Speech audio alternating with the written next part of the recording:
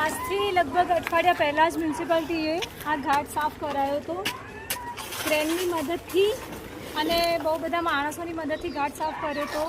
અને બીજા કે ત્રીજા જ દિવસે અમે આવીને જોયું તો આ ઘાટ ઉપર પાછો બધાએ પૂજાની સામગ્રી અને બીજો બધો કચરો નાખી દીધો હતો, જેના કારણે ફરીથી ગંદકી થઈ ગઈ છે. અને હવે આ લોકો ફરીથી ઘાટ સાફ કરી રહ્યા છે. અને આ બધા જે પડ્યા છે ગંદકીના ઢગલા છે, એમાં ઘણી બધી મૂર્તિઓ, શ્રીફળ અને બીજા બધા કચરો છે, જેમ કે કોઈ આ મંદિર નાખી ગયું છે, ઘણા બધા શ્રીફળ નાખ્યા છે. પછી આ ભગવાનનું પ્રતિમાજી છે, અહીંયા બધા ફૂલ છે, તો આ બધા પ્લાસ્ટિકના ફૂલોના હાર નાખી દીધા છે.